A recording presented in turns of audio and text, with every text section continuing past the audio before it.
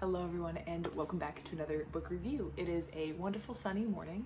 I have my morning cup of coffee and I'm here to talk books. So let's jump in. Today I'm going to be reviewing a book that I almost couldn't believe was in the adult section of the library because it looked so much like a children's book, but I checked it out because I was curious about that and it was interesting. So let's jump in. That is Chivalry by Neil Gaiman and Colleen Doran. So as you can see, it almost looks like a children's book. It has this very colorful cover, it's very thin, and it's like a little comic.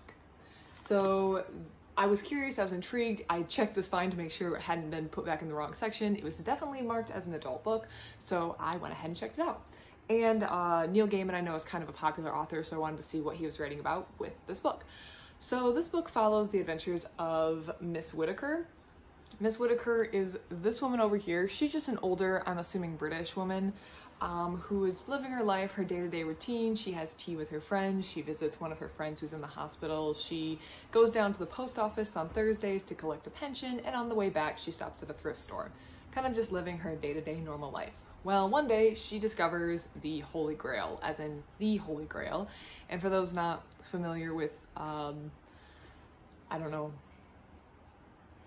medieval mythology, that is, I believe, the cup that was used in the Last Supper, I think. It has like a lot of religious significance and it pops up in a lot of Middle Ages stuff.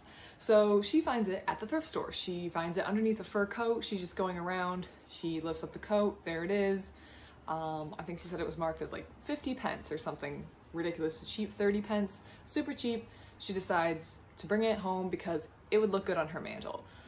It's very clear that she knows what this is and thinks nothing of it other than putting it on her mantle until a knight shows up. This is a knight, I believe one of the knights of the Round Table, and he is after the Holy Grail, so he's trying to convince Miss Whitaker to part with this and is offering her a variety of things to get her to part with the Holy Grail because he wants it.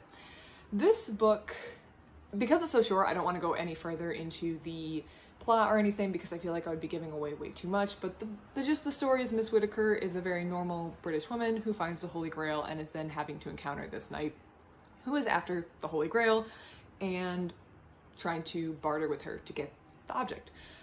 The art style was fabulous. That's the first thing I'm gonna say. I love the art. It was so pretty. I think I just showed you some of the pages, but the art was very beautiful. I loved it. I felt like it was very entrancing and very pretty. The cover kind of shows off some of it. It sucks you in and it's very, very well done and I really liked it. I think Colleen Doran is the artist on this. There's also a section in the back, which is actually one of my favorite parts of this book. After you get through the whole book, there's a section in the back about the author and all the work she did to make the book, to do all the colors. So she talks about her thought process and what she did for it. She also shows off some sketches and she talks about how she had to use different things to get the color to come through correctly. So the back part of the book was actually my favorite part because of the art, which was really the highlight and the standout part of this book for me. And I really enjoyed hearing the artist's process and how she picked different colors and how she did different things to, yeah, get the colors and the art to look the way she wanted to kind of follow through Neil Gaiman's vision for this book. Something that I noticed about this book is this seems to be, someone took the story and I feel like turned the Britishness dial up because this is like pure British in my mind. Now, granted, I have never lived in Britain, never visited, so this is all based on my secondhand experience, but it feels like someone took the Britishness knob and turned it way up, and that's how I felt reading this book. The book felt very absurd in some ways, and also at the same time very melancholy to me.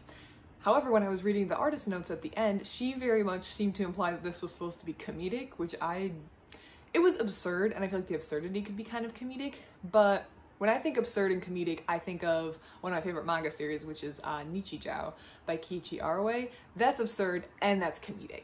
This was absurd while also being kind of melancholy in my mind, but apparently this is supposed to be funny. I didn't find it that way, so when I was reading this, I felt like I got those notes of melancholy and sadness and longing for maybe not longing for youth, but remembering youth, remembering days past, but also having this interaction with this very attractive man who happens to be a knight, and also having this little bit of adventure that just seems to be absurdly slipped into her day-to-day life.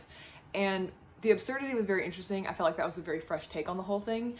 There's also a little bit of a teaser thing at the end. Not really a teaser, but just Miss Whitaker has a habit of running into these situations, you tend to think, by something that happens at the end. And that vein was maybe slightly comedic. It was just, it kept the story very fresh and kept it from being very boring. If this had just been a woman who didn't know what she found and the night had come in, I feel like it wouldn't have, the story would have lacked that little special something.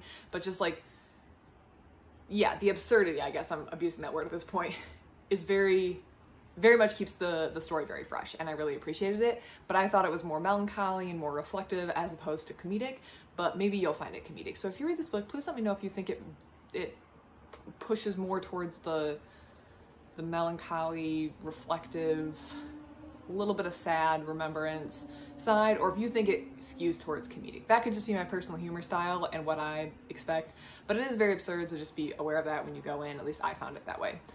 I really enjoyed it. Again, I'm probably going to give it, I'm going to give the story 3 stars, but the art 4 stars, so this is kind of like a split review. The art was absolutely fabulous. I loved it. It was so pretty. I don't know, I like picture books. I feel like humans like picture books. It's who we are. I loved them as a kid, and this was an adult themed picture book, so I was right along with it for the ride. So I thought that was great. Art was 4 stars. It's absolutely wonderful. I recommend picking this up, even if for the art. Read the story, let me know what you think about it. Maybe you'll love it. And it felt like okay to me. I feel like I don't prefer stories that kind of lean towards the melancholy. The reflective is fine, but this really, I don't know, I felt kind of got a little, I felt like I was getting a little bogged down in kind of the, oh, things that will never be again about it, instead of kind of enjoying the fun story of this older British woman who has acquired the Holy Grail, which I felt like should have been more the center of the story. But that was just my personal preference, so read it and let me know what you think. But definitely get it just to look at the beautiful art. It is absolutely fabulous. The artist did a wonderful job. And don't stop when you get to the end of the comic story. Make sure you read this artist section at the end. It was so interesting. This was very, very fascinating. I probably like this more than I like the actual story, if I had to be honest. And it was absolutely fabulous. I wonder if the artist has done anything else. I would be very interested in knowing or seeing, just because of how good it was. So again, that's my review of this book. Story, 3 stars, but the art, 4 stars. Interesting. I'm very glad I checked it out. Very glad I gave it a read because I had an enjoyable experience. So let me know what you thought of this book, and thank you for watching. Have a great rest of your day, everyone.